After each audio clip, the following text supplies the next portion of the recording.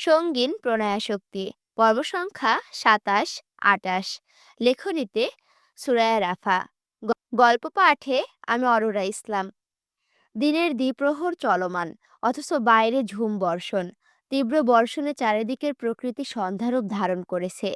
বৃষ্টির ছাট আর দমকা হাওয়ার বারবার জানালার ভারী পাল্লা দুলে দুলে উঠছে। খানিক বাদে বাদে বৈদ্যুতিক ঝলকানি আর বাস পড়ার প্রকাণ্ড আওয়াজে শরীরের লোমকূপ দাঁড়িয়ে যাওয়ার উপক্রম। তবুও হাট করে খোলা রাখা জানালা গলিয়ে বাহিরে অঝোর বারিধারা প্রাণের ধ্যানমগ্ন হয়ে চেয়ে আছে অনু। অসময়ের বৃষ্টি নামার সাথে সাথে মনটাও কেমন বিষাদপূর্ণ হয়ে উঠেছে ওর। অযাচিত মনে বারংবার একই প্রশ্ন এসে উকি দিচ্ছে, ওর ঠিক আছে তো? মনে মনে ভাবছে, মেয়েটাকে যে কেন একা রেখে আসতে গেলাম। কৃতিক ভাইয়া আদৌ ওর সাথে আছে, নাকি ওকে রেখেই চলে গিয়েছে, কে জানে। অনু যখন অরুকে নিয়ে হাজারো দুশ্চিন্তাগ্রস্ত, তখনই হাতে ২ কাপ গরম গরম দুধ চা নিয়ে ওর সামনে হাজির হয় প্রত্যয়। এটা প্রত্যয়ের ফ্ল্যাট, তাই নিজে হাতে অনুর জন্য চায়ের বন্দোবস্ত করেছে সে। অনুর দিকে চায়ের কাপ এগিয়ে দিয়ে প্রত্যয় শুধালো, হঠাৎ মনমরা হয়ে গেলে যে, কি ভাবছ? অনু হাঁটু মুড়ে বসে তাতে মাথা ঠেকিয়ে বলল, অনুর জন্য দুশ্চিন্তা হচ্ছে খুব। এই বৃষ্টির মাঝে একা রেখে এলাম, কি জানি কি করছে। প্রত্যয় ভুরু কুঁচকে বলল, একা কোথায়, ভাই তো আছে।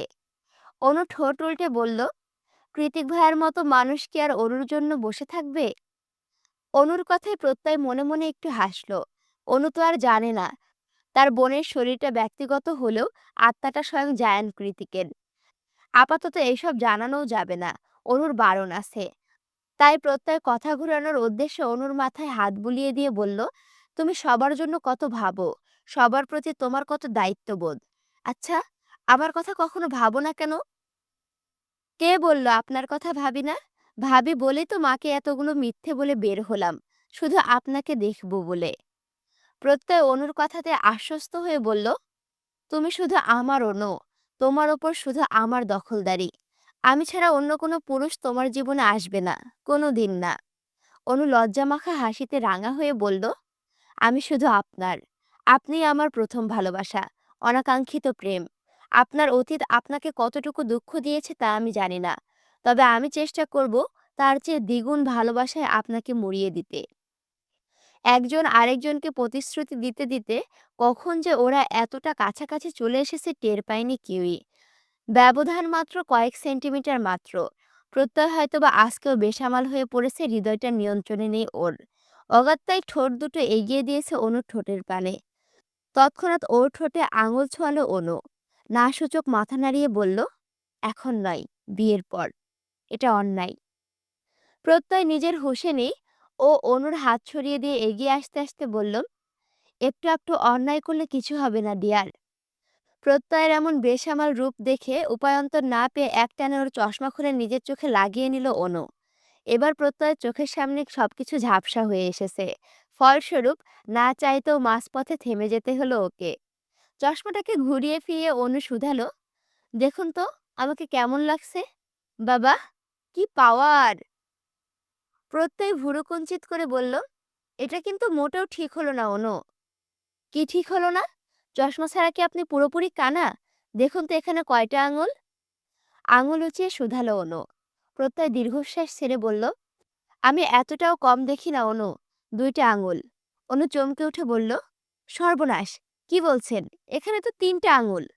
প্রত্যয় এবার নিজের দুর্বলতা এড়াতে একটু গলা খেখারি দিয়ে বলল, আমি তো মশকরা করে বলছিলাম, যাতে তুমি এন্টারটেন হও।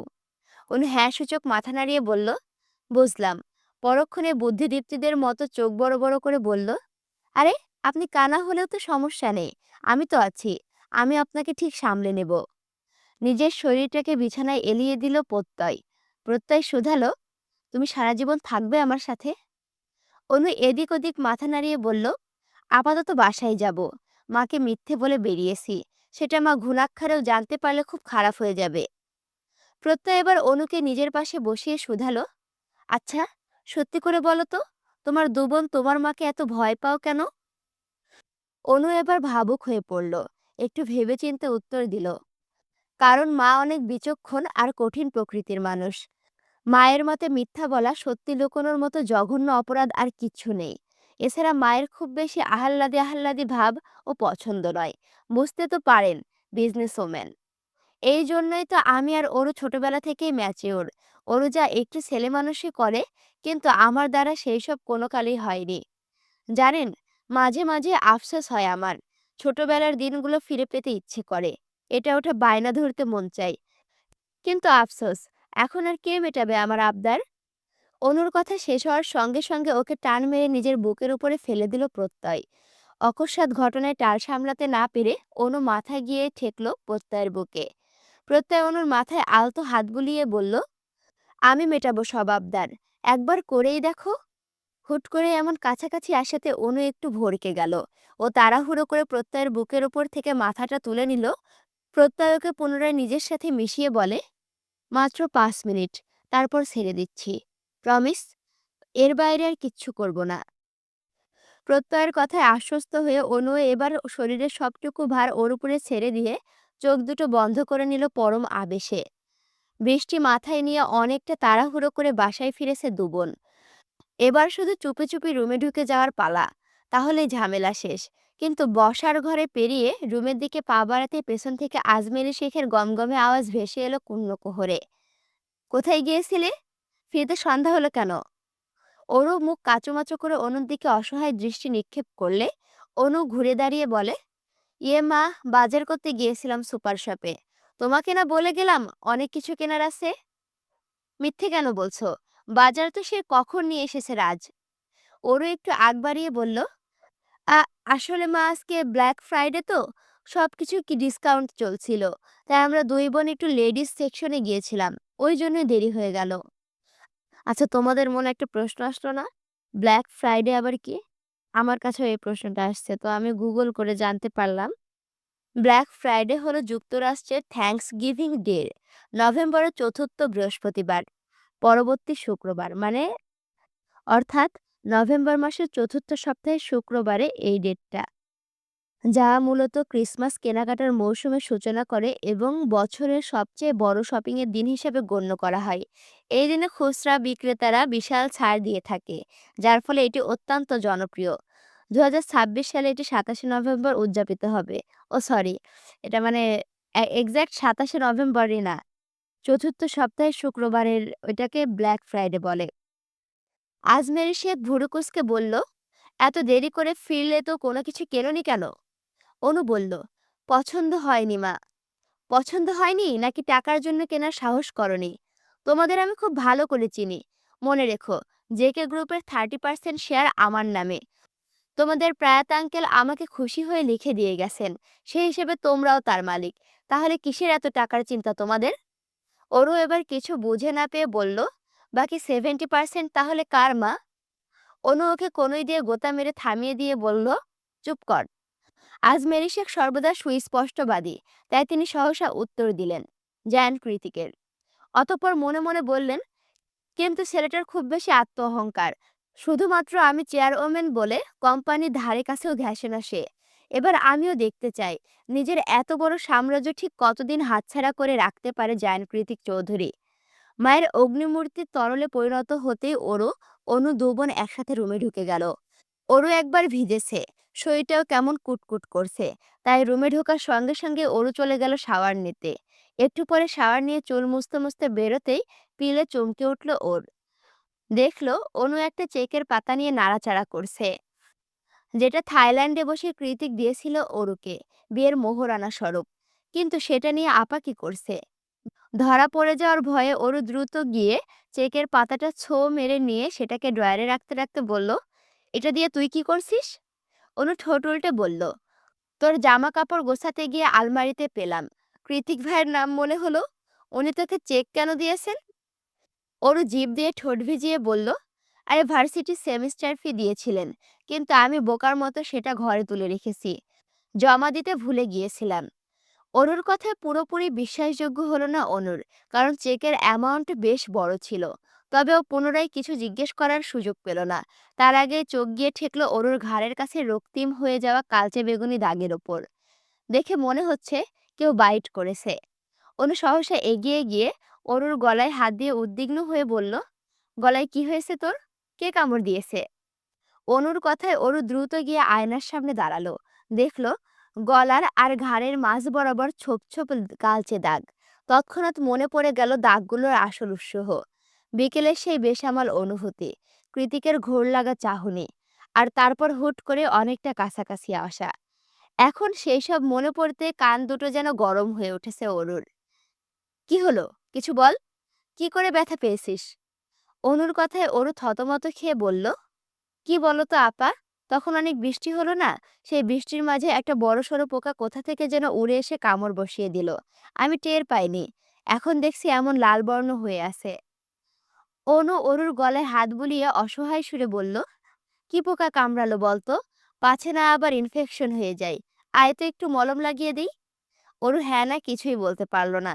চুপচাপ বসে বসে দেখতে লাগলো তার আপা তার স্বামীর তৈরি করা প্রথম ভালোবাসার চিহ্নকে কি সুন্দর করে মলম লাগিয়ে দিচ্ছে। ব্যস্ততম দিনকে হটিয়ে সন্ধ্যা নেমেছে সমগ্র ধরণী জুড়ে। সারা বিকেল ঝুম বর্ষণের ফলস্বরূপ এখন ইকো পার্কটা পুরোপুরি খালি পড়ে আছে। আশেপাশের মানুষজন তো দূরে থাক, একটা কাকপক্ষীও নজরে আসছে না। ইকো পার্কের সরু রাস্তায় ম্যাপল পাতার ছড়াছড়ি, তকতকে সুন্দর সারি সারি বেঞ্চিগুলো ভিজে চুপচুপে হয়ে আছে বৃষ্টির পানিতে। সন্ধ্যাবেলা একটুখানি একা একা হাঁটবে বলে ঝিরিঝিরি বৃষ্টির মাঝেই ট্র্যাকস্যুট পরে বের হয়েছে এলিসা। সাথে আর কেউ নেই। ওর অবশ্য একা থাকতে ভালোই লাগে। ওই জন্যই তো এই নির্জন ইকো পার্কটাতে হাঁটতে আসা। কিন্তু হাঁটতে হাঁটতে কিছু দূর যেতেই ঘটল বিপত্তি। চোখের সামনে দৃশ্যমান হলো এক সুপরিচিত মুখ। ছাতা হাতে দাঁড়িয়ে একটা অল্প বয়স্কা মেয়ের সাথে কি যেন কথায় মশগুল হয়ে আছে অর্ণব। কিন্তু এমন নির্জন নিরিবিলি পরিবেশে কি এমন গুরুত্বপূর্ণ কথা বলছে ওরা দুজন? আর মেয়েটাই বা কে? ভাবনায় পড়ে গেল এলিসা। ওদিকে অর্ণব কথা বলে এতটাই ব্যস্ত যে ওর পেছনে সেই কখন থেকে এলিসা দাঁড়িয়ে আছে ও সেটা টেরই পায়নি। এলিসা বরাবরই অর্ণবের কাছ থেকে সবচেয়ে বেশি গুরুত্ব পেয়ে অভ্যস্ত। তাই হঠাৎ এমন অগ্রাহ্য ব্যাপারটা সহ্য হলো না ওর। উল্টে বিরক্ত লাগতে শুরু করলো প্রচন্ড রকম। এলিসা কিছু একটা ভেবে এগিয়ে এসে পেছন দিক থেকে অর্ণবের বাহুতে জোরে জোরে হাত দিয়ে টোকা দিল। অর্ণব পেছনে ঘুরে আচমকে এলিসাকে দেখে অবাক হয়ে বলল, এলিসা তুই এখানে? পরক্ষণে সামনের মেয়েটার দিকে এক নজর পরখ করে এলিসাকে নিয়ে একটু দূরে গিয়ে দাঁড়িয়ে অর্ণব শুধালো, তুই এখানে কি করছিস একা একা? অর্ণবের কথায় বিন্দুমাত্র তোয়াক্কা না করে এলিসা বিরক্ত নিয়ে বলল, মেয়েটা কে অর্ণব? অর্ণব পেছনে ঘুরে মেয়েটাকে এক নজর পরখ করে চোখ ঘুরিয়ে এলিসার দিকে তাকিয়ে বলল, আছে, বলা যাবে না। সঙ্গে সঙ্গে অর্ণবের কলার খামচে ধরে এলিসা দাঁতে দাঁত চেপে বলল, তুই আমার সাথে মজা করছিস? এলিসার এই হঠাৎ রেগে যাওয়াটা অর্ণবের ভালোই লাগলো। ও এলিসার রাগে আরেকটু ঘি ঢেলে দিয়ে বলল, মজা কেন করব? সব সিক্রেট কি আর সবাইকে বলা যায়? প্রাইভেসি বলেও তো একটা ব্যাপার আছে। এত বড় মেয়ে হয়েছিস, বুঝিস না সেটা? মেয়েটা কে অর্ণব? অর্ণব ভাবলেশীন হয়ে বলল, হবে আমার লাইফের ইম্পর্ট্যান্ট কেউ। তুই এত রিয়াক্ট করছিস কেন? এলিসা এবার অর্ণবের কলার ছেড়ে দিয়ে বলল, খুব ইম্পর্ট্যান্ট কেউ, তাই না? হ্যাঁ, খুবই ইম্পর্ট্যান্ট। অর্ণব কথাটা বলেছে ঠিকই, কিন্তু এর পরবর্তীতে এলিসার এমন পদক্ষেপ মোটেও কল্পনা করেনি ও। অর্ণব দেখল রাস্তার পাশ থেকে একটা বড়সড় ইটের টুকরো কুড়িয়ে নিয়ে রেগে মেগে মেয়েটার দিকে এগিয়ে যাচ্ছে এলিসা। এলিসার এমন রণমূর্তি দেখে অজ্ঞাত মেয়েটা নিজেও ভয় পেয়ে গিয়েছে। এই পাগলির হাতে নিজের গায়ে আঘাতপ্রাপ্ত হওয়ার আগে আঁতকে উঠে সহসা ছুটল মেয়েটা। এলিসাও দমে যাওয়ার পাত্রী নয়। ও নিজেও সমান তালে ছুটতে লাগলো মেয়েটার পিছু পিছু। এদিকে সকল ঝামেলার উৎস বেচারা অর্ণব কিছুই বুঝে ওঠার আগেই এলিসা মেয়েটাকে তাড়া করে হাঁপানি রোগীর মতো বানিয়ে ছেড়েছে। এবার অর্ণব আর দাঁড়িয়ে থাকতে পারল না। ছুটে গিয়ে দু হাতে চেপে ধরল এলিসার বাঁকানো কোমর। এলিসা ঝাঁঝিয়ে উঠে বলল, ছাড় আমাকে তুই। ইম্পর্ট্যান্ট মানুষ হওয়া দেখাচ্ছি তোকে আমি। বজ্জাত মেয়ে অন্যের জিনিসে নজর দেয়। অর্ণব ওকে আটকে রাখতে না পেরে চিল্লিয়ে বলে উঠল, বিশ্বাস কর এলিসা, জান আমার। ও কোনো ইম্পর্ট্যান্ট মানুষ না। ও আমার ক্লায়েন্ট। ক্লায়েন্ট। তুই থাম একটু, আমি খুলে বলছি। অর্ণবের কথায় এলিসাও একটু শান্ত হলে অর্ণবর হাতের ইটের টুকরোটা ছুঁড়ে ফেলে দিয়ে হাঁপাতে হাঁপাতে বলল, আমাদের ভার্সিটিতে পড়ে মেয়েটা, কৃতিকের স্টুডেন্ট। গত কয়েকদিন যাবত ওর ছোট বোন হঠাৎ করেই মিসিং। তাই কৃতিক ওকে আমার এজেন্সির কার্ড দিয়ে আমার সাথে দেখা করতে বলেছে। একমাত্র বোনকে খুঁজে না পেয়ে মেয়েটার অবস্থা দুর্বিষহ। তখন থেকেই সেটা নিয়ে আলাপ করছিলাম আমরা। এলিসা এবার দ্বিগুণ ঝাঁজ নিয়ে বলল, তাহলে আমাকে মিথ্যা কেন বললি? কি সুখ পাস তোরা আমাকে মিথ্যা বলে? অর্ণব চোখ ছোট ছোট করে বলল, তুই কেন এত জেলাস? আর একটু আগে আমার জিনিস করে চেঁচিয়ে কি যেন বললি? আমি কিন্তু শুনেছি। এলিসা ঘাড় ঘুরিয়ে অন্যদিকে চলে যেতে যেতে বলল, তোর সাথে আর কথা নেই। অযথা কষ্ট দিস আমাকে। এলিসা হনহনিয়ে হাঁটছে। চোখ দুটো না চাইতেও বেইমানি করেছে ওর সাথে। বারবার জলে ভিজে ঝাপসা হয়ে আসছে সামনের সব দৃশ্যপট। গলার মধ্যে দলা পাকিয়ে আছে একরাশ না পাওয়া কষ্ট। অথচ আজ অর্ণব ওকে বোকা বানালো, ওর ইমোশন নিয়ে খেললো। তবে বেশিক্ষণ হেঁটে এগিয়ে যেতে পারল না এলিসা। তার আগে ওকে পেছন থেকে জাপটে ধরল অর্ণব। পনিটেল করা চুলের মাঝে হাজারটা চুমু খেতে খেতে বলল, আই এম সরি। আর কখনো এমন করব না। আই এম সরি, সত্যি সরি। তুই যে আমার জন্য কিছু ফিল করিস সেটা আমার অজানাই ছিল, বুঝতে পারিনি। এলিসা এবার ঘাড় ঘুরে সাপটে চর বসিয়ে দিল অর্ণবের গালে। অতঃপর কাঁদতে কাঁদতে মুখ খুলে বলল, কেন বুঝিসনি? তোকে আমি গ্রহণ করিনি ঠিকই, কিন্তু দূরেও তো ঠেলে দেইনি কখনো। তোর এত এত পাগলামি বাচ্চামি সব কিছু সহ্য করে এসেছি। তোর কি মনে হয় সেটা কেবলই তোর কথা ভেবে সিম্প্যাথি দেখিয়েছি আমি? আমি এতটাও ভালো মেয়ে নই অর্ণব। তোর করা প্রত্যেকটা পাগলামিতে আমি সুখ পাই, আনন্দে পুলকিত হই। তাই তো কখনো তোকে বারণ করি না। কেন বুঝতে পারলি না বল? তুই না ডিটেকটিভ, হ্যাকার? তাহলে এইটুকু তোর মাথায় ঢুকলো না কেন? হুম? এলিসা এক নাগাড়ে করা অভিযোগের বহরে হুট করে ইতি ঘটালো অর্ণব, ওর নরম অধর যুগলকে নিজের দখলে নিয়ে। এর আগে কি অর্ণব এলিসাকে চুমু খায়নি? খেয়েছে তো জবরদস্তি করে বহুবার। কিন্তু আজ একটু বেশি আবেগ নিয়ে স্পর্শ করেছে অর্ণব, যে স্পর্শে শুধু আন্তরিকতা আর ভালোবাসার ছড়াছড়ি। অর্ণবের কাতর স্পর্শে এতক্ষণে এলিসাও কুপকাত। শেষমেশ অর্ণবের অসহনীয় ভালোবাসার কাছে হেরে গিয়ে নিজেরও ঠোঁট মেলালো অর্ণবের সাথে। তালে তাল মিলিয়ে মত্ত হলো এক নিদারুণ ঠোঁটের খেলায়। ক্লাস আর প্রেজেন্টেশন আছে বলে আজ সকাল সকাল ভার্সিটিতে এসেছিল ওরু। কিন্তু সকাল সকাল এসে যে গালের ওপর এমন শক্ত চপেটাঘাত হামলা পড়বে সেটা বোধহয় আশা করিনি ও। এই মুহূর্তে চর খাওয়া গালে হাত দিয়ে টলটলে চোখে কৃতিকের দিকে তাকিয়ে নাক টানছে ওরও। মনে মনে ভাবছে, এটা স্বামী না গিরগিটি? ক্ষণে ক্ষণে রূপ বদলায়। কালই তো কত আদর দেখালো, আর এখন চর মারলো। অরুর কাঁদো কাঁদো বিভর্ষ মুখের দিকে অগ্নিদৃষ্টিতে তাকিয়ে আছে কৃতিক।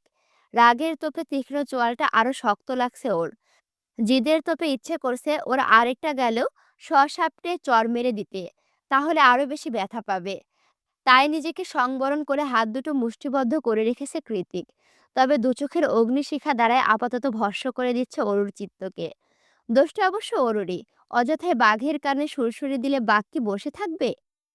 খানিকক্ষণ অরুর দিকে এভাবে তাকিয়ে থেকে দাঁতে দাঁত পিষে কৃতিক ধারালো কণ্ঠে বলল, ফার্দার যদি এসব বোকামি করতে আসিস তাহলে অন্য গালটাতেও থাপড়িয়ে রক্ত জমাট বাঁধিয়ে দেব। কথা শেষ করে হনহনিয়ে ক্লাসরুমে ঢুকে যায় কৃতিক। ওদিকে কৃতিকের কথায় কলিজার পানি শুকিয়ে গিয়েছে অরুর। মনে মনে ভাবছে, আমি আসলে ওনার বউ তো। কবুল তো বলেছিলেন, রেজিস্ট্রি পেপারেও সাইন ও করেছিলেন। তাহলে কিভাবে ভরা ক্যাম্পাসে আমার গায়ে হাত তুললেন উনি? ওর ভাবনার ছেদ ঘটিয়ে সায়নী এগিয়ে এসে মুখ কাঁচুমাচু করে বলল, তুমি ঠিক আছো ওরু? ওরু নাক টেনে বলল, সব তো তোমার জন্য। আমি বলেছিলাম উনি এত সহজ নয়। উনাকে এসব লেটার ফেটার দিতে গেলে উনি রেগে যাবে। সায়নী মাথা নত করে অসহায় সুরে বলল, আই এম সরি অরু। তুমি তো ওনার বোন হও, তাই তোমার হাত দিয়ে পাঠাতে চেয়েছিলাম। কিন্তু আমি স্বপ্নেও ভাবিনি উনি এতটা রেগে যাবেন যে রেগে মেগে তোমাকে চড় মেরে বসবেন। অরু আর সায়নীর সাথে কথা বাড়ালো না। এই মুহূর্তে সায়নীর দিকে তাকাতেও ইচ্ছে করছে না। ওর অগত্যায় চুপচাপ ক্লাসে ঢুকে গেল অরু। কৃতিক ক্লাসেই ছিল। অরু পেছনের দরজা দিয়ে ঢুকে চুপচাপ বসে পড়ল সবচেয়ে পেছনের সিটে। মন থেকে কিছুতেই সরাতে পারছে না একটু আগের ঘটে যাওয়া অনাকাঙ্ক্ষিত ঘটনাটাকে। নিজের কাছে নিজেই লজ্জিত হয়ে পড়েছে ও এখন। বারংবার মনে হচ্ছে, কেন যে করতে গেলাম এমন পাকামি। দোষ অবশ্য সায়নীরও কম নয়। যেদিন থেকে শুনেছে ওরও কৃতিকের স্টেপ সিস্টার, সেদিন থেকে ননদিনী ডাকা শুরু করে দিয়েছে ওকে। ভার্সিটিতে ঢুকলেই শুরু হয় ওর প্রশ্নোত্তর পর্ব। জেকে স্যার কোথায় যায়, কি খায়, কি করে, সব কিছুরই পাই টু পাই খোঁজ নিয়ে তবেই ক্ষান্ত হয় সায়নী। বলতে না চাইলে ওরুর সাথে কেমন পরপর আচরণ করে সে। উপায়ান্তর না পেয়ে একমাত্র বাঙালি বান্ধবীর মন রক্ষার জন্য অরুও সবকিছু সাপ সাপ স্পষ্ট জবাব দেয়। কিন্তু আজকে সায়নী একটু বেশিই করে ফেলেছে। অরুর হাতে রঙিন খামের মোড়কে বাঁধা চিঠি ধরিয়ে দিয়ে বলেছে কৃতিককে দিয়ে আসতে। বলেছে তো বলেছে, একেবারে ঠেলে কৃতিকের সামনে পাঠিয়ে দিয়েছে। গতকাল কৃতিকের নরম সরম রূপ দেখে অরুও ভেবেছিল একটা চিঠিই তো, কি আর বলবে কৃতিক, দিয়ে দিলেই তো কাহিনী খতম। ওদিকে বান্ধবীর মন রক্ষাও হয়ে যাবে। কিন্তু কে জানতো কালকের কৃতিক আর আজকের কৃতিকের মাঝে এমন দিনরাত ফারাক। তাহলে কি অরু নিজের মান সম্মান খাওয়ানোর মতো এত বড় একটা ভুল করতো? জীবনেও না। Mrs JK focus. ঠিক এইভাবে ছোট্ট একটা বাক্য দিয়ে অকস্মাৎ ক্লাসের মধ্যে বোমা ফাটালো কৃতিক। নামটা শোনা মাত্রই হৈ হৈ করে উঠে অরুর মুখের দিকে হাঁ করে তাকিয়ে আছে পুরো ক্লাস। সেবার বাস্কেটবল কম্পিটিশনের সময় সবাই যা অনুমান করেছিল সেটাই আজ বাস্তব হলো। তাই বলে মিসেস জেকে? সবাই তো ভেবেছিল জেকে স্যারের বেবি গার্ল হবে হয়তো। কিন্তু না, এ তো স্বয়ং স্ত্রী। তার মানে সকলের ক্রাশ জেকে স্যার বিবাহিত? কথাটা ভাবতে পুরো ক্লাস শোক শোক নীরবতায় ছেয়ে গেল। ছেলেরা মেয়েদের চুপসে যাওয়া মুখের দিকে তাকিয়ে ঠোঁট টিপে টিপে হাসছে। একমাত্র ওরই চোরের মতো মাথা নুইয়ে বসে আছে সেই কখন থেকে। সায়ানী সে কখন থেকে ওর দিকে কটমটিয়ে তাকিয়ে আছে। মনে মনে ভাবছে, তাহলে ওরও আমাকে বোকা বানিয়েছে এতদিন ধরে। ক্লাস শেষে বের হতে অরুর হাতটা খপ করে টেনে ধরল সায়নী। কাঠগড়ায় দাঁড়ানো আসামিদের মতো করে প্রশ্ন করলো, সত্যি করে বলো, এতদিন ধরে বোকা কেন বানালে আমাকে? আজকেও তো বলতে পারতে। অরু নিজের হাতটা ছাড়িয়ে দিয়ে বলল, আমি তো তোমাকে বোকা বানাইনি, যা সত্যি তাই বলেছি। এতদিন বলে এসেছে জেকে স্যার তোমার ভাই, আর এখন জেকে স্যার নিজে তোমাকে মিসেস জেকে বলে সম্বোধন করলো। কোনটা সত্য? অরু ঝাঁঝিয়ে উঠে বলল, দুটাই সত্য। উনি আগে আমার স্টেপ ব্রাদার ছিলেন আর এখন স্বামী। সায়নী তেতে উঠে বলল, are you kidding me? Step brother কি করে স্বামী হলো? No, I am not. আর কি করে স্বামী হলো সেটা বরং তোমার জেকে স্যারকেই জিজ্ঞেস করো। উনি আমাকে জোর করে বিয়ে করেছেন কিনা, তাই উত্তরটা উনি ভালো করে দিতে পারবেন। আসছি। এক নিঃশ্বাসে কথাগুলো বলে ক্যাম্পাস থেকে বেরিয়ে যায় অরু। এই প্রশ্নটার সম্মুখীন হওয়ার ভয়ই তো এতদিন ধরে পেয়ে এসেছে ও। স্টেপ ব্রাদার কি করে স্বামী হয়? অথচ কৃতিক একটাবারও ওর কথা চিন্তা না করে টেনে হিস্ট্রে জোর জবরদস্তি করে কবুল বলিয়ে নিল। এখন ওর চাইলেও এই সম্পর্কটাকে মুছে ফেলতে পারবে না। আর না এড়িয়ে যেতে পারবে জীবনের সাথে ওতপ্রোতভাবে জড়িয়ে থাকা সত্যটাকে। একরাশ হৃদয়ের ব্যথায় কাতর ওরু ভার্সিটি থেকে ফিরেই রুমের দুয়ারে খিল দিয়ে তলিয়ে গিয়েছে ঘুমের দেশে। আর ওঠেনি। অথচ এখন সন্ধ্যা রাত, তবুও পড়ে পড়ে ঘুমাচ্ছে সে। কিন্তু বালিশের পাশে অযত্নে পড়ে থাকা দামি মোবাইলটার ভাইব্রেট আওয়াজে সেই ঘুম আর বেশিক্ষণ টিকল না। অগাত্যায় ঘুমো ঘুমো চোখে ফোন কানে তুলল অরু। ফোন রিসিভ করতে ওপাশ থেকে ভেসে এলো চেনা পরিচিত হৃদয়ের শিহরণ জাগানো হাসকি কণ্ঠস্বর। আমার ঘুম পড়ি, বারান্দায় এসো। কৃতিকের মুখে তুমি শব্দটা শোনা মাত্রই এক লাফে উঠে বসলো অরু। মনে মনে ভাবলো, আমি স্বপ্ন দেখছি না তো? উনি তো কখনো আমাকে এত আদুরে গলায় ডাকে না, তাহলে আজ হঠাৎ? অরু চুপ হয়ে আছে দেখে কৃতিক পুনরায় বলল, কিরে, বারান্দায় আয়, ডাকছি কথা কানে যাচ্ছে না?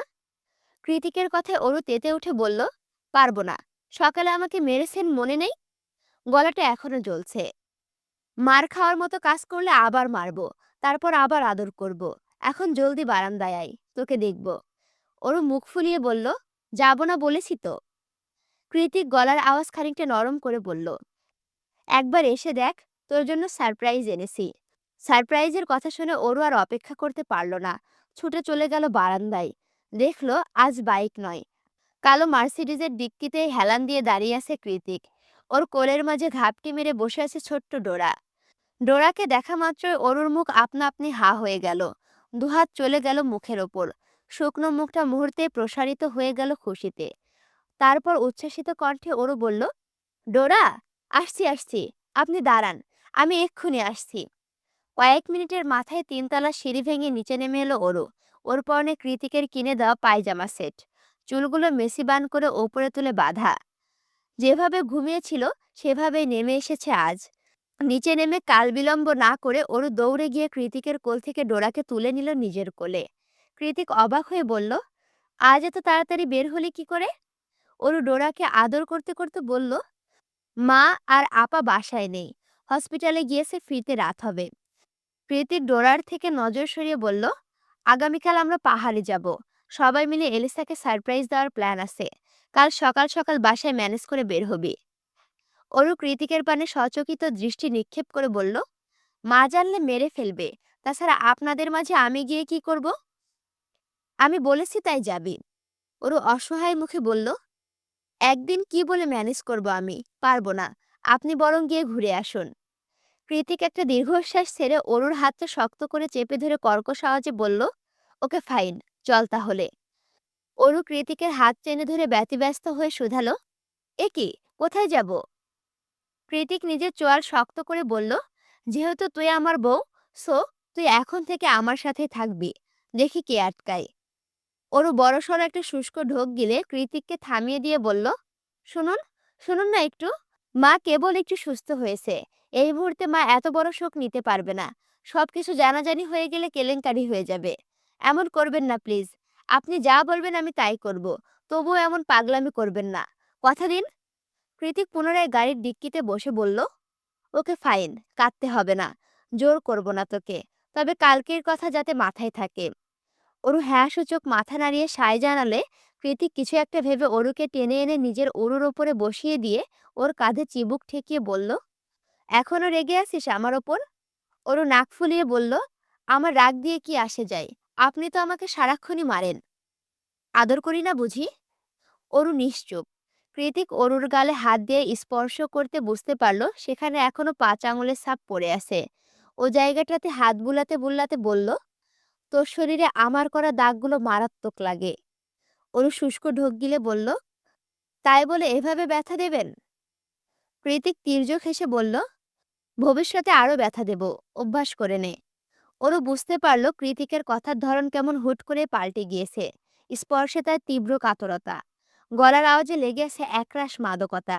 নিজের মনের অযাচিত চিন্তাগুলোকে পেছনে হাঁটিয়ে দিয়ে অরু ডোরাকে শক্ত করে চেপে ধরে চুপচাপ হয়ে আছে। কৃতিক অরুর গালে নিজের গালটা আলতো স্পর্শে ঘষে দিয়ে বলল, আমি ব্যথা দিয়েছি, আবার আমি আদর করে দিলাম। হার্টবিট? হার্টবিট মানে হৃদস্পন্দন, যা না থাকলে মানুষ মারা যায়। কৃতিক ওর গালের সাথে গাল মিশিয়ে বলল, তুই আমার কাছে তার চেয়েও বেশি। কৃতিকের হঠাৎ করা উষ্ণ স্পর্শে কেঁপে উঠেছে অরুর ছোট্ট শরীর। সেই সাথে মিইয়ে গিয়েছে মস্তিষ্কে চড়াও হওয়া রাগের স্ফুলিঙ্গ। পুরুষালী স্পর্শ পেয়ে অরু নিজেও খানিকটা কুঁকড়ে গেল।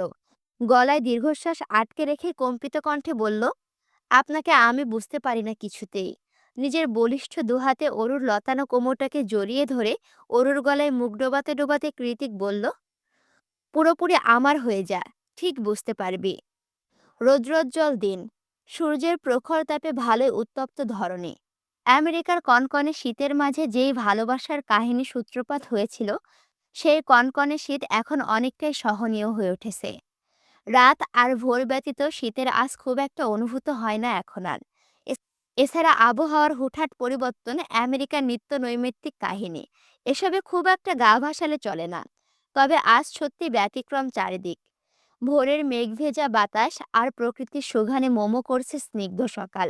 সেই সুন্দর সকালে হাইওয়ের রাস্তা ধরে সাই সাই করে এগোচ্ছে কৃতিকের ব্ল্যাক মার্সিডিজ। গাড়ির জানালার কাছ নামিয়ে ট্রিন্টের জানালায় চিবুক ঠেকিয়ে বসে নিষ্পাপ চোখে বাহিরে তাকিয়ে আছে ওরও। ওর মনটা বিষণ্ণ, ব্যতিগ্রস্ত আর ভারী ক্লান্ত। হাইওয়ে রাস্তার দুধারে উঁচু নিচু অসংখ্য পাহাড়, আর তার মাঝে সারি সারি উইল্ড মিলের বহর। প্রকৃতি নিদারুণ বাতাসে সবগুলো উইল্ড মিলই ঘুরছে আপন গতিতে। সেই তখন থেকে সেইগুলো এক ধ্যানে পরখ করছে ওরও। ও জানে না কৃতিক ওকে কোথায় নিয়ে যাচ্ছে, আর জানতে চায়ও না। কৃতিকই তো নিয়ে যাচ্ছে, অন্য কেউ তো আর না। মারুক, কাটুক, বকুক, কিন্তু আসন্ন বিপদে কখনো হাত ছেড়ে দেবে না। হৃদমাঝারের সদ্য জন্মানো ভালোবাসার প্রতি এতটুকু ভরসা আছে অরুর। কারণ বৈবাহিক সম্পর্ক নতুন হলেও চেনা জানা তো আর নতুন নয়। প্রথমবার কৃতিকের সাথে আউটিংয়ে যাচ্ছে, অথচ অরুর মন মস্তিষ্ক জুড়ে অজানা আতঙ্কেরা ভর করে আছে। বারবার মনে হচ্ছে কিছু একটা ভুল হচ্ছে, কিছু একটা ঠিক নেই। একদিকে হৃদয়টা কৃতিকের জন্য আনচান আনচান করে, তো অন্যদিকে মস্তিষ্কটা দুর্বিষহ আর একটা তিমিরে ঢাকা ভবিষ্যতের ভয়ে সর্বদা তটস্থ থাকে। এত অল্প বয়সে এই মন মস্তিষ্কের দোটানা মোটেই সহ্য হয় না অরুর। কৃতিকের মতো মানুষ কিনা শেষমেশ হাঁটুর বয়সী সৎবোনের প্রেমে আকৃষ্ট হলো, কিন্তু কেন? অরু নিজেও ভেবে পায় না সে উত্তর। অবশ্য ভাবতেও চায় না। কারণ আজকাল তো নিজেও কৃতিককে ছাড়া কিছু ভাবতে পারে না। এখন তো নিজের পাশে কৃতিক ছাড়া অন্য কোনো পুরুষের মুখ কল্পনা করলেও গায়ে কাঁটা দেয় অরুর। একটা সময় নিখিলের জন্য করা অযথা পাগলামিগুলো ভাবতে গেলে এখন শুধুই হাসি পায়। নিখিলকে আজকাল জোকার বই কি আর কিছুই লাগে না অরুর চোখে। যার দরুন নিজের মনের ওপর নিজেরই সন্দেহ জন্মেছে অরুর। ওকে আদৌ নিখিলকে ভালোবেসেছিল? যদি ভালোই বাসবে তাহলে কি করে এত তাড়াতাড়ি ভুলে গেল? ভালোবাসা কি ভোলা যায়? কৃতিককেও কি এভাবে চাইলে ভুলে যেতে পারবে অরু? আচ্ছা, কৃতিক ওকে ভুলে যাওয়ার সুযোগ দেবে কি? মনে তো হয় না। সেই কখন থেকে অরু এক ধ্যানে বাইরে তাকিয়ে আছে। কৃতিক অরুর দিকে দু একবার পরখ করে আবারও ড্রাইভিং করছে মন দিয়ে। এভাবে মনমরা হয়ে কি ভাবছে এত মেয়েটা কে জানে। তবে সবকিছুরই তো একটা সীমা আছে। অরু ভাবতে ভাবতে সেই সীমা অতিক্রম করে ফেলেছে বহুক্ষণ আগেই। কৃতিকের কাছে অরুর ব্যবহারটা এখন গা জ্বালা আর বিরক্তিকর লাগছে। অরুর মলিন মুখটার দিকে তাকিয়ে স্থির চিত্ত কেমন ব্যথা হয়ে উঠেছে ওর। কিন্তু কৃতিক খুব সহজেই তো নরম হতে জানে না। আর না হৃদয়ের ব্যথাটা অহরহ প্রকাশ করতে পারে। তাই ভালো লাগা মন্দ লাগা দুটোতেই একই মুখভঙ্গিমা পরিলক্ষিত হয় ওর মাঝে। অজান্তে হুটহাট মেজাজ হারিয়ে কঠিনতা ছড়িয়ে পড়ে শরীরের রন্ধে রন্ধে। এবারও তাই হলো। ক- কখন থেকে মেজাজ চড়াও হয়ে গেল টের পায়নি কৃতিক। ওরকে কোনরূপ ভালো মন্দ জিজ্ঞেস না করে চোয়াল শক্ত করে স্পিডোমিটারের কাঁটায় ১০০-র ওপরে গতি তুলে ফেলল মুহূর্তেই। এতক্ষণ ধরে চিবোতে থাকা চুইংগামটা তীক্ষ্ণ চোয়ালের এপাশ থেকে ওপাশে নিতে নিতে ভাবলেশ নজরে তাকিয়ে এমন উদ্ভ্রান্তের মতো হুশ করে গাড়ি চালাচ্ছে সে, যেন আশেপাশে কোনো কিছুই হয়নি, সবকিছু স্বাভাবিক। ওদিকে হঠাৎ করে গাড়ির স্পিড দ্বিগুণ বেড়ে যাওয়ায় আচমকা আঁতকে উঠল অরু। হুট করে বাতাসের তীব্র ধাক্কা চোখে মুখের কাচের মতো এসে বিঁধল। অরু সঙ্গে সঙ্গে জানালা থেকে মুখ সরিয়ে আতঙ্কিত দৃষ্টি নিক্ষেপ করলো কৃতিকের পানে। কৃতিক আগের মতোই চুইংগাম চিবোচ্ছে। চোখে তার বিশাল আকৃতির রোদ চশমা, পরনে ব্ল্যাক ওভার সাইজের হুডি, লম্বা ঘাড় ছুঁই ছুঁই এলোমেলো চুলগুলো কপালে আছড়ে পড়ছে। এই কৃতিককে দেখতে ঠিক যতটা সুন্দর না লাগছে, ওর মুখে লেগে থাকা কপট হাসিটা তার চেয়েও ভয়ানক লাগছে। সে কখন থেকে ওরু একধারে তাকিয়ে আছে দেখে এবার নীরবতা ভেঙে কৃতিক সামনে দৃষ্টিপাত করে অরুকে প্রশ্ন ছড়ে, কি দেখছিস এত মন দিয়ে? অরু নির্লিপ্ত কণ্ঠে জবাব দেয়, দেখছি আপনি কতটা হার্টলেস। কৃতিক চোয়াল শক্ত করে জবাব দেয়, আমি হার্টলেস নই অরু। কৃতিকের কথায় অরুর অভিমান ভাটি পড়ল। মনের মাঝে জমাট বাঁধা কালো মেঘের কোলে উকি দিল সূর্যের কিরণ। ও কি বলল? তাহলে এভাবে গাড়ি চালিয়ে কিসের হুমকি দিচ্ছেন? কৃতিক গভীর কণ্ঠে বলল, ফোকাস অন মি। অরু সিটের ওপর দুপা তুলে দিয়ে কৃতিকের দিকে তাকিয়ে মলিন মুখে বলল, আপনাকে নিয়েই তো ভাবছিলাম, কবে হয়ে গেলেন এতটা আপন? আপনার জন্য কি সুন্দর বানিয়ে বানিয়ে হাজারটা মিথ্যে কথা বলে মা আর আপাকে বোকা বানিয়ে বের হয়ে গেলাম। আমি সত্যিই পাল্টে গিয়েছি। অরুর এরূপ প্রতিউত্তরের সাথে সাথে স্পিডোমিটারের গতি সহসাই ধীর হয়ে এলো। সানগ্লাসের আড়ালে আগ্নেয়গিরি লাভার মতো জ্বলন্ত চোখ দুটো মুহূর্তেই শান্তরূপ ধারণ করলো কৃতিকের। কৃতিক চুপ হয়ে আছে দেখে অরু পুনরায় বলল, না আপনাকে আমি হৃদয় থেকে মুছে দিতে পারছি, আর না আপনাকে নিয়ে সুন্দর বৈবাহিক স্বপ্ন দেখতে পারছি। শুধু মনে হচ্ছে আপনি ছাড়া আজকাল আমি অচল। আপনাকে আমার প্রয়োজন, নয়তো বুকের ভেতরটা হাড় হামেশাই পুড়ে যাচ্ছে। এ কেমন দহন? আমি কি প্রেমে পড়েছি আপনার? অরুর শেষ কথাতে গাড়িটা এবার পুরোপুরি থামিয়ে দিল কৃতিক। হুট করে গাড়ির ব্রেক কষানোতে অরুও একটু হুড়মুড়িয়ে উঠল। কিন্তু কৃতিক ওকে পড়ে যাওয়ার বিন্দুমাত্র সুযোগ না দিয়ে টান মেরে নিয়ে এসে নিজের কোলের ওপরে বসালো। অকস্মাৎ ঘটনা প্রবাহে অরু নিজেও ভ্যাবাচাকা খেয়ে চোখের পলক ফেলাতে লাগলো বারবার। নিজেকে সামলানোর জন্য কৃতিকের হুডি খামচে ধরে অস্পষ্ট সুরে বলল, গাড়ি থামালেন কেন হঠাৎ? এসে গিয়েছি বুঝি? কৃতিক অরুর পিঠের দিকে হালকা ধাক্কা দিয়ে নিজের দিকে টেনে এনে বলল, এতটা দুর্বল করে দেওয়ার মানে কি অরু? তুই কি চাস আমি গাড়ি চালাতে না পেরে অ্যাক্সিডেন্ট করে মরে যাই? অরু বিস্মিত কণ্ঠে বলল, এসব কি বলছেন? নয়তো এসব বলে কেন দুর্বলতা বাড়াচ্ছিস? নিজেকে কন্ট্রোল করতে না পারলে আমি কিন্তু গাড়িতেই তোকে। কিছু একটা ভেবে থেমে গেল কৃতিক। অতপর শুষ্ক ঢোক গিলে ওর ছোট ছোট বেবি হেয়ারগুলো কানের পেছনে গুজে দিতে দিতে নরম সুরে বলল, I feel your pain Aru. খুব শীঘ্রই সবকিছু ঠিক হয়ে যাবে। তুই বললে আমি এখনই সবকিছু ঠিক করে ফেলতে পারি। কিন্তু বারবার তোকে জোর জবরদস্তি করতে চাইছি না আমি। তাই সময় দিচ্ছি। তাই বলে এই না আমি ভবিষ্যতেও চুপ করে থাকব। সময় হলে আমার ওরকে আমি ঠিকই ছিনিয়ে নেব। আই রিপিট, ছিনিয়ে নেব। এখন এসব নিয়ে ভাবিস না জান। আমার ওপর একটু ভরসা রাখ, আমি তো আছি। ওরও কিছুই বলছে না, অবাক দৃষ্টিতে কৃতিকের পানে তাকিয়ে আছে। এই লোক এত সুন্দর করে বোঝাতে পারে। মাত্র কয়েকটা বাক্য দ্বারা কি সুন্দর হৃদয়ে বইতে থাকা জলোচ্ছ্বাসের মতো উত্তাল ঢেউগুলোকে নিমিষেষে শান্ত করে কানায় কানায় ভরিয়ে দিল। ওরও তাকিয়ে আছে দেখে কৃতিক বলল, you have to promise me, আর এসব নিয়ে মন খারাপ করবি না। ওরও এবার ঠোঁট উল্টে বাচ্চাদের মতো হ্যাঁ না দুদিকে মাথা নাড়ালো। অরুর কাণ্ডে কৃতিক সামান্য হেসে বলল, তুই আমার থেকে অনেক বেশি ছোট অরু, তাই অনেক কিছু শেয়ার করতে দ্বিধাবোধ করিস, লজ্জিত হোস। এতে অযথা ভাবনার কিছু নেই। আমাদের মধ্যে সেই রকম স্বামী স্ত্রীর স্বাভাবিক সম্পর্ক এখনো তৈরি হয়নি। এই দ্বিধা আর সংকোচটুকুতায় অস্বাভাবিক কিছু নয়। তাই বলে এই না যে আমরা কখনো নর্মাল স্বামী স্ত্রীর মতো হব না। তুই আমার থেকে বয়সে খুব ছোট বলে আমি তোকে ছেড়ে দেব? কখনোই নিজের একান্ত ব্যক্তিগত চাহিদাগুলোকে তোর সামনে উপস্থাপন করব না। এটা ভেবে থাকলে এখনো ভুলের মধ্যে আছিস জান। একটা সময় আসবে যখন তোর শরীর সম্ভ্রম দিয়ে নয়, আমার শরীর দিয়ে ঢাকা থাকবে। তোর ফর্সা ত্বকের খাঁজে খাঁজে শুধুমাত্র আমার তৈরি করা ক্ষত থাকবে। আর সেটা তুই খুশি মনে ভালোবেসে গ্রহণ করবি। তখন দেখবি এই দ্বিধা, এই জড়তা কোনো কিছুই আর অবশিষ্ট থাকবে না। তোর আমার সবকিছু মিলেমিশে একাকার হয়ে যাবে। তখন তুই আমাকে নিয়ে বৈবাহিক স্বপ্ন দেখবি। I swear. এতক্ষণ তো ভালোই বুঝাচ্ছিল, কিন্তু হুট করে কি থেকে কিসের মাঝে চলে গেল কৃতিক। একে তো কৃতিকের কোলের উপরে বসা, তার উপর কৃতিকের এমন লাগাম ছাড়া জ্ঞান দান, সব মিলিয়ে মাথা নুয়ে চুপচাপ বসে বসে আঙুল দিয়ে কৃতিকের হুডির ফিতে ধরে টানাটানি করছে অরু। গলাটা শুকিয়ে কাঠ হয়ে গিয়েছে, কান দিয়ে ধোঁয়া বের হচ্ছে। এই মুহূর্তে এক পা নড়াচড়া তো দূরে থাক, মাথা তুলে কৃতিকের এই ভাষা ভাষা চোখের দিকে তাকানোর শক্তিটুকুও অরুর মাঝে অবশিষ্ট নেই। ওরও কৃতিকের খোলামেলা কথায় বেশ লজ্জা পেয়েছে। ব্যাপারটা বুঝতে পেরে কৃতিক ইচ্ছে করে ওকে লজ্জার সাগরে ডুবিয়ে দিতে দিতে বলল, do you like sitting here? কৃতিকের কথার আসল মানে বুঝতে পারল না ওরও।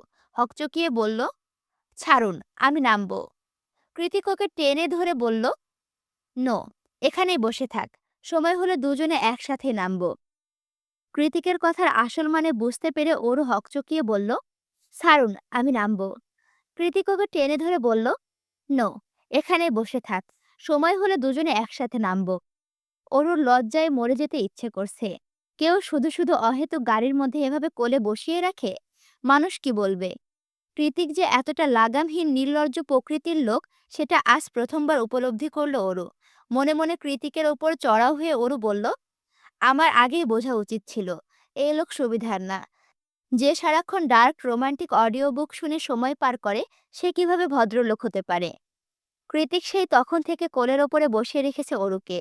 ওদিকে অরুর প্রচুর বিরক্ত লাগছে এভাবে বসে থাকতে। কতক্ষণ এভাবে বসে বসে কালো হুডির কালো বিশ্লেষণ করা যায়? কালো দেখতে দেখতে চোখ ধরে এসেছে ওর। তাই টিকতে না পেরে নীরবতা ভেঙে অরু শুধালো, আপনি আমার শরীরে ক্ষত কেন করবেন? আপনি কি ডাকাত? কৃতিক এতক্ষণ ব্যাক সিটে মাথা এলিয়ে দিয়ে চোখ বন্ধ করে রেখেছিল। হঠাৎ অরুর এমন প্রশ্ন শুনে নিজের হাতটা দিয়ে অরুর ঘাড়টা সামনে টেনে এনে মুখের কাছে মুখ নিয়ে হিসিয়ে বলল, I like dark romance baby. নরম সরম আদরে আমার পোষায় না। আমি যেখানে টাচ করি সেখানে ক্ষত বানিয়ে তবেই ছাড়ি। এই জন্যই বলি, এখন সময় দিচ্ছি, নিজেকে প্রস্তুত কর। ছোট বলে মোটেও ছেড়ে দেব না। তোর কাছাকাছি এলে নিজের মধ্যে থাকি না আমি। পরে আমাকে দোষ দিতে পারবি না। কৃতিকের অসহনীয় কথায় অরুর কান বন্ধ হয়ে যাওয়ার উপক্রম। মনে মনে ভাবল, কি প্রশ্ন করলাম, উনি কি উত্তর দিল? এই লোকের মাথায় কি সবসময় এইসবই ঘোরে? স্যাঁ। কৃতিক আবারও ব্যাকসিটে মাথা এলিয়ে দিয়েছে। ওরে এবার রাগ দেখিয়ে কিছু বলতে যাবে, তার আগে গাড়ির জানালা দিয়ে উকি দিল সায়র। কৃতিক একইভাবে অরুকে কোলে নিয়ে শুধালো, কি চাই? সায়র কৃতিকের কথায় পাত্তা না দিয়ে অরুর দিকে চাইল, যে আপাতত সায়রকে দেখে ওড়না দিয়ে নিজের নাক মুখ পেঁচিয়ে মমি হয়ে কৃতিকের কোলে বসে আছে। অরুর অবস্থা দেখে সায়র ঠোঁট চেপে হাসি সংবরণ করে বলল, বাবা কৃতিক, ভালোই তো উন্নতি হয়েছে তোর বাচ্চা বউয়ের। সেইবার তো বিয়ে হয়ে গিয়েছিল বলে থাইল্যান্ডে বসে কাঁদতে কাঁদতে নাকের পানি চোখের পানি একাকার করে আমেরিকা পর্যন্ত বন্যা বানিয়ে ফেলেছিলি। আর এখন কি সুন্দর করে কোলে বসে আছে? কি খাইয়ে বড় করে ফেললি এত তাড়াতাড়ি? কৃতিক হাই তুলে বলল, স্পেশাল ডোজ। তোদের মতো সিঙ্গেল মানুষ এসব বুঝবে না। কৃতিকের মুখে লাগাম টানার জন্য ওরু এই প্রথমবার সাহস করে নিজের কাজটা করে বসলো। ও এগিয়ে এসে দুহাতে কৃতিকের মুখ চেপে ধরল। কৃতিক অরুর চেপে ধরার আগে হাতের মধ্যে একই স্পষ্ট সুরে সায়রকে বলল, আমার বউ লজ্জা পাচ্ছে, যা ভাগ শালা। সায়র ফোঁস করে একটা নিঃশ্বাস ছেড়ে বলল, বাস ওয়েট করছে, জলদি আয়। অতপর যেতে যেতে অসহায় সুরে বলল, আমার যে কবে একটা বউ হবে, হে ওপরওয়ালা, আর কতদিন সিঙ্গেল রাখবে তুমি আমায়? একটা আমেরিকান গার্লফ্রেন্ড জুটিয়ে দিলেও তো পারো। চারিদিকে পাহাড় বেষ্টিত অরণ্যে ঘেরা নির্জন পরিবেশে সরু পিচঢালা রাস্তার এক মাথায় দাঁড়িয়ে আছে মিনি সাইজের একটা অত্যাধুনিক বাস। কৃতিক হাতের মুঠোয় ওরুর ছোট্ট হাতটা চেপে ধরে এগিয়ে যাচ্ছে সেদিকে, যেন ওরু কোনো বাচ্চা মেয়ে হাত ছাড়লে দুষ্টুমি শুরু করে দেবে। এদিকে ওদিকে তাকিয়ে বাসটাকে পর্যবেক্ষণ করে ওরু যেতে যেতে বলল, এখন আবার বাসে কোথায় যাব? গন্তব্যে। ছোট করে উত্তর দিল কৃতিক। ওর মনটা ভালো, তাই হয়তো এতটুকু উত্তর পেয়েছে ওরও। যেহেতু কৃতিক খুব একটা কথা বলে না, তাই আশেপাশে সুন্দর পরিবেশ দেখতে দেখতে হাঁটতে লাগলো ওরও। অতঃপর হাঁটতে হাঁটতে কৃতিকের হাত ধরে বাসে উঠে এলো ও। বাসের ভেতরে এলিসা, অর্ণব, ক্যাথলিন আর সায়র বসা। ক্যাথলিন মাথায় বাকেট হ্যাট পরে আছে। ও ওরুকে দেখেও না দেখার ভান করে বসে রইল। তাকাতে যাবে, তারপর আবার কৃতিক রেগে মেগে এসে কি কেটে নেবে কে জানে। তার চেয়ে না তাকানোই মঙ্গল। অরুকে দেখে এলিসা আগ বাড়িয়ে বলল, অরু, আমার কাছে এসে বসো। এলিসার আন্তরিকতা অরু এগিয়ে গিয়ে এলিসার পাশে বসলো। আর কৃতিক চলে গেল পেছনে সায়রের অর্ণবের কাছে। অরু পাশে বসাতে এলিসা সম্মোহনী হাসি দিয়ে শুধালো, আপুর ওপর রাগ করে আছো বুঝি? অরু এদিক ওদিক না সূচক মাথা নাড়িয়ে বলল, আমি তোমার ওপর রেগে নেই আপু, তুমি তো আর কিছু করনি। যে কে তো বাধাও দেয়নি। এলিসার কথায় অরু এবার ঘাড় ঘুরিয়ে পেছনে কৃতিকের পানে চাইল, যে খুব গভীর মনোযোগে আইপ্যাড স্ক্রল করছে আর সায়র অর্ণবের সাথে কিছু একটা নিয়ে আলাপ করছে। তারপর পুনরায় এলিসার দিকে তাকিয়ে বলল, এখানে কারো কোনো হাত নেই আপু। আমি বোধহয় ওনার বুকের বাঁ পাশের পাঁজর দিয়ে তৈরি হয়েছিলাম, তাই ডেস্টিনি এড়াতে পারিনি। অরুর এমন সহজ স্বীকারোক্তিতে এলিসার ঠোঁট প্রসারিত হয় মৃদু হাসিতে। অরুর হাতটা নিজের হাতের মাঝে নিয়ে অবিশ্বাস্যের সুরে এলিসা বলে, তুমি কল্পনাও করতে পারবে না ও তোমার জন্য ঠিক কতটা পাগল। শুধু আমরাই জানি। তাই তো সেই দিন ওর অন্যায় আবদারে বাধা দিতে পারেনি। কারণ সময়টা প্রতিকূল ছিল ঠিকই, কিন্তু তোমার প্রতি ওর অনুভূতিগুলো ছিল হীরের মতো স্বচ্ছ আর দিনের মতোই সত্য। He is literally obsessed with you Oru. আর সেই দিন কেউ তোমার মায়ের অপারেশন বন্ধ করেনি, যে কে মিথ্যা বলে তোমাকে ভয় দেখিয়েছিল, যাতে তুমি দ্রুত বিয়েতে হ্যাঁ বলে দাও। এলিসার কথার পাশে ওরু আর কিছুই বলল না। আজ ওর মনে নতুন করে কৃতিকের আরো খানিকটা রহস্য খোলাসা হলো। তার মানে কৃতিক নিজেকে যেমনটা দেখায়, কৃতিক আসলে তেমনটা নয়। পুরোপুরি ভিন্ন একটা মানুষ। ওরও যখন হিবিজিবি ভাবতে ভাবতে চুপচাপ বাইরে তাকিয়েছিল, তখনই এলিসা ওকে হটডগ এগিয়ে দিয়ে বলল, নাও, এটা খাও। সকাল থেকে না খেয়ে খেয়ে খিদেয় পেট চোচো করেছে অরুর। এখন খাবার দেখে খিদেটা যেন আরো দ্বিগুণ বেড়ে গিয়েছে। তাই দেরি না করে হাত বাড়িয়ে খাবারটা নিতে যাবে, তৎক্ষণাৎ পেছন থেকে এলিসাকে উদ্দেশ্য করে কৃতিক বলল, এলিসা, অরুকে কিছু খাওয়াস না। ক্যাম্পিং ভ্যানে গিয়ে একেবারে খাবে। ওর এখন মাথা ঘুরছে।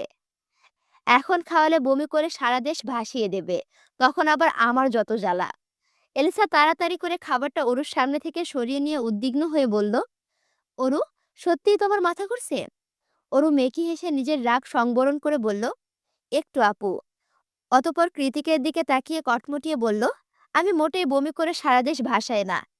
কৃতিক গভীর মনোযোগে আইপ্যাড দেখছে, সেই সাথে হটডগে কামড় বসাতে বসাতে অরুকে বলছে, ডোন্ট টক হার্টবিট, বমি চলে আসবে।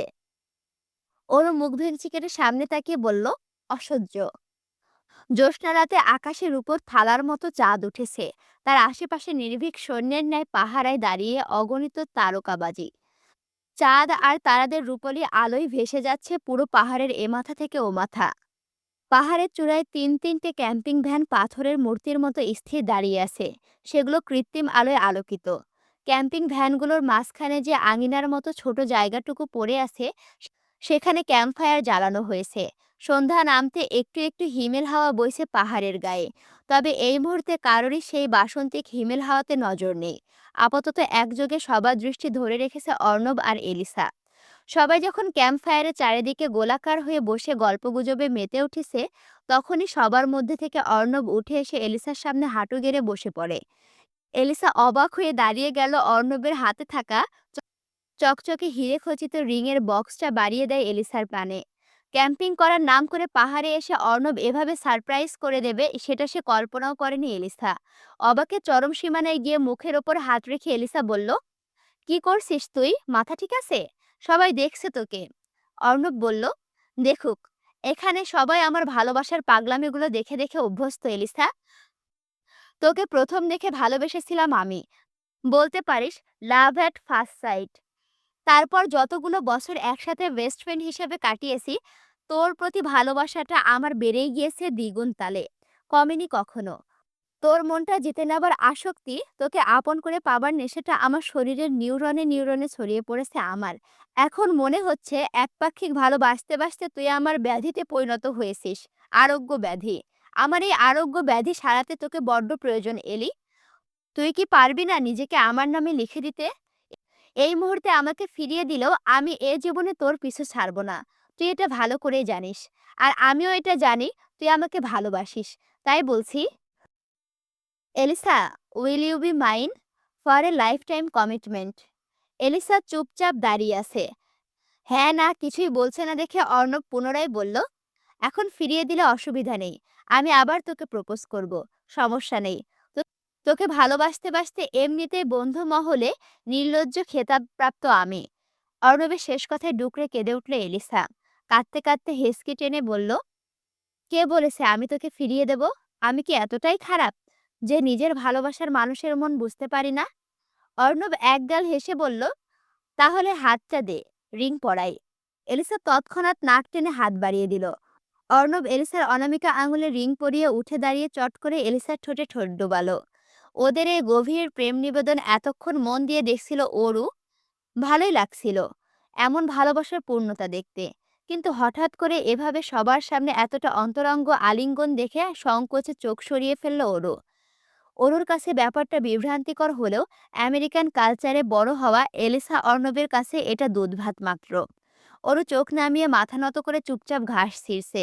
তখনই কোথা থেকে এগিয়ে এসে সবার আড়ালে ওকে হ্যাসকা ট্যান মেরে ক্যাম্পিং ভ্যানের পেছনে নিয়ে গেল কৃতিক। চাঁদের নিয়ন আলোতে কৃতিকের মাদকতা মিশ্রিত চোখ দুটো দেখে অন্তরাত্মা কেঁপে উঠল অরুর। কৃতিকের উজ্জ্বল ফর্সা চোখ মুখ সব লাল বর্ণ ধারণ করেছে। স্বাভাবিকের চেয়ে একটু দ্রুতই শ্বাস নিচ্ছে সে। কৃতিকের এমন উদ্ভ্রান্ত রূপ দেখে অরু সচকিত হয়ে শুধালো, কি হয়েছে আপনার? জ্বর এসেছে দেখি। অরু কৃতিকের কপাল ছোঁয়ার জন্য হাত বাড়ালে কৃতিক সেটাকে খপ করে ধরে বিনা বাক্যে দ্বিতীয়বারের মতো নিজের ড্রাগ বাউন্ড ওষ্ঠযুগল অরুর নরম তুলতুলে অধরের মাঝে ডুবিয়ে দেয়। অরুর সংস্পর্শে আসার সঙ্গে সঙ্গে এক অবাধ্য উন্মাদনায় ছেয়ে গিয়েছে কৃতিকের শরীর মন সবকিছু। যার ফলস্বরূপ অরু ঠোঁটের গভীর থেকে গভীরতর রহস্য উন্মুক্ত করায় মত্ত হয়ে আছে কৃতিক। হঠাৎ করে আবারও সেই দিনের বেসামাল অনুভূতির জোয়ার এসেছিল অরুর মাঝে। কিন্তু কতক্ষণ? এখন কৃতিকের অতিরিক্ত চাহিদা পূরণ করতে গিয়ে দম নেওয়ার দায় হয়ে উঠেছে ওর। তার ওপর অবাধ্য হাতের স্পর্শ। এমন আকস্মিক আক্রমণে অরুর যখন প্রাণ প্রায় যায় যায় অবস্থা, তখন কৃতিক নিজেই ছেড়ে দিল ওর অধর। একটুখানি দম নিয়ে নিঃসংকোচে হাত নিয়ে রাখলো অরুর গলায়। অতঃপর একটানে ওড়নাটা খুলে ছুঁড়ে ফেলে দিল পাহাড়ের ঢালে। এতক্ষণ যেভাবেই হোক কৃতিকের করা পাগলামোগুলো মুখ বুজে সহ্য করে নিয়েছে ওরও। কিন্তু এবার কৃতিকের অস্থিরতা আর নেশা ধরা চাহনি দেখে বেশ ভড়কে গিয়েছে ও। সেই সাথে কৃতিকের পরবর্তী পদক্ষেপ আঁচ করতে পেরেছে খুব ভালোভাবেই। কৃতিক এগিয়ে আসছে দেখে ভীত ওরু ওর শরীর স্পর্শ করার আগে অন্যদিকে ঘুরে সশব্দে না বলে কেঁদে উঠল ওরু। হুট করে, একদম হুট করে ঘটে গিয়েছে ব্যাপারটা। কৃতিক নিজের মাঝে ছিল না। তখন কি জানি কি হয়ে গেল। আরেকজনের ভালোবাসা দেখতে দেখতে ওর মাঝে অরুকে একান্তে কাছে পাওয়ার তীব্র বাসনাটা কেমন মাথাচাড়া দিয়ে উঠেছিল। কিন্তু আচমকা এমনভাবে অরুর কান্নার আওয়াজ কানে ভেসে আসাতেই সম্বিত ফিরে পেল কৃতিক।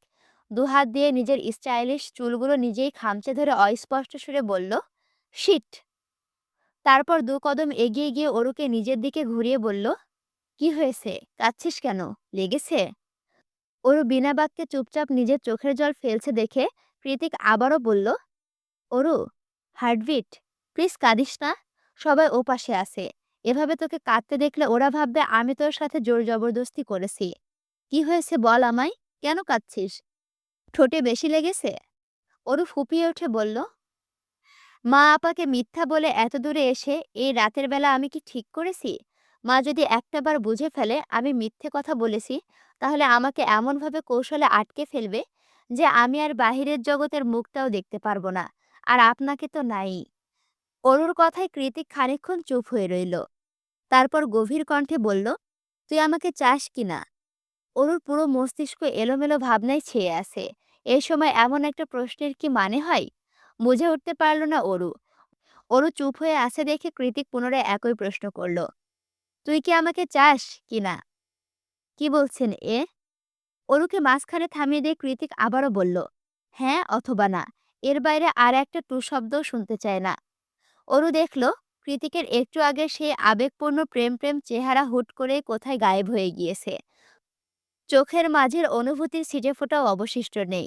এখন যা আছে তা কেবলই বংশানুক্রমে পাওয়া অভিজাত্য আর কর্তৃত্বের স্বয়ংসম্পূর্ণ ধারালো রূপ। ওর ভয়ার্ত দৃষ্টিতে চেয়ে আছে দেখে কৃতিক ওকে ঘুরিয়ে দাঁড় করিয়ে দিয়ে বলল, "তোর হাতে ৫ মিনিট সময় আছে। Take your time. আমি এখানেই আছি, কোথাও যাচ্ছি না।" এবার কৃতিকের কথাটাকে একটু সিরিয়াসলি নিয়ে সত্যি সত্যি ভাবতে বসলো অরু। সেই শুরু থেকে শেষ পর্যন্ত প্রথম দিনে এসে ভুল করে কৃতিকের বিছানায় ঘুমানো, ভরা গ্যালারিতে সবার সামনে ওর ওড়না দিয়ে নিজের ঘাম মোছা, এলিসার জন্মদিনে কৃতিকের অনেকটাই কাছাকাছি আসা, ওর ওপর কৃতিকের বারবার অধিকার ফলানো, প্রতিবার বিপদে ঢাল হয়ে রক্ষা করা, জঙ্গলে হারিয়ে যাওয়ার পর হেলিকপ্টারে করে ওকে সেভ করা, নিজের হাত কেটে হলেও ওকে বাঁচানো, নূপুর, চুলের মতো ক্ষুদ্র ক্ষুদ্র জিনিসকে যত্ন করে আগলে রেখে দেওয়া, নিখিলের সত্যিটা জানার পর ওকে সামলানো, নিজের জীবনের সাথে ওর জীবনটাকে ইচ্ছে করে জড়িয়ে ফেলা, সেদিন কৃতিকের বাড়ি ছেড়ে আসার সময় রাগের মাথায় নিজের গোপনীয় সত্যি কথাটা অজান্তে স্বীকার করে ফেলা, রাতের আধারে না ঘুমিয়ে ওকে এক নজর দেখতে আসা, আর সবশেষে এলিসার বলা কিছু চরম সত্যি। তুমি কল্পনাও করতে পারবে না ও তোমার জন্য ঠিক কতটা পাগল। হি লিটারেলি অবসেসড উইথ ইউ। হঠাৎ করে অরুর মনে হতে লাগলো প্রথম থেকে সবকিছু যেন এক সুতোয় গাঁথা। কেবল ওরই কিছু টের পায়নি, কিছু বুঝতে পারেনি। কি করেই বা পারতো? ও তো কখনো কৃতিকের ভালোবাসা খুঁজতে যায়নি। নিজেকে বারবার বসিয়ে রেখেছে কৃতিকের অপছন্দের তালিকায়। অথচ এখন মনে হচ্ছে কৃতিকের মতো করে কেউ ওকে কখনো ভালোবাসতে পারবে না, কোনোদিন না।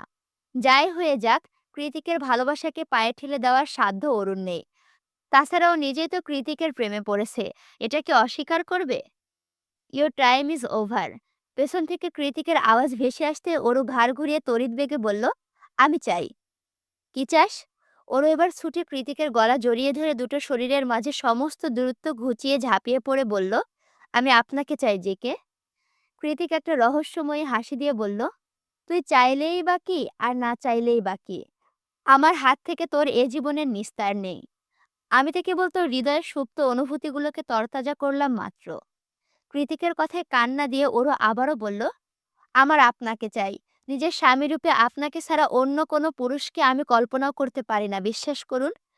অরুণ নিঃসংকোচ স্বীকারোক্তিতে কৃতিকের মাঝে বছরের পর বছরে জ্বলতে থাকা আগুনের হলকার মাঝ দিয়ে হুট করে যেন ঠান্ডা জলের শীতল স্রোত বয়ে গেল।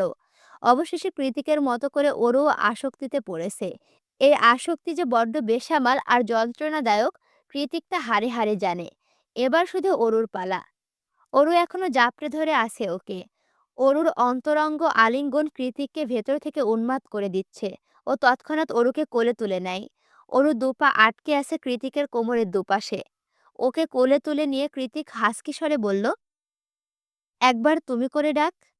অরু ডাকল না। কৃতিক আর অপেক্ষা করল না। কোলে নিয়ে ভালোবাসার পরশ এঁকে দিতে লাগলো ওর নরম ঠোঁটের মধ্যিখানে। অতঃপর সেভাবেই ধীরে ধীরে এগিয়ে যেতে লাগলো ক্যাম্পিং ভ্যানের দিকে। কিন্তু দুর্ভাগ্যবশত ভেতরে প্রবেশ করার আগে কৃতিকের ফোনটা আপন সুরে বেজে উঠল। ফোন বেজে ওঠায় এতক্ষণ ধরে একটু একটু করে তৈরি হওয়া অনুভূতির জোয়ার হুট করেই কেমন ভাটি পড়ে গেল। কৃতিক একটা দীর্ঘশ্বাস ছেড়ে অরুকে ক্যাম্পিং ভ্যানে বসিয়ে দিয়ে বলল, এখানেই ওয়েট কর, আমি ফোনটা পিক করে আসছি। আজ রাতে এমনিতেও ঘুম নেই তোর। অরুকে রেখে কৃতিক চলে গেল। নিজের মনের অযাচিত ভাবনার লজ্জায় রাঙা হয়ে যাওয়া অরু শুষ্ক একটা ঢোক গিলে মুখ লুকায় নিজের দু হাতে।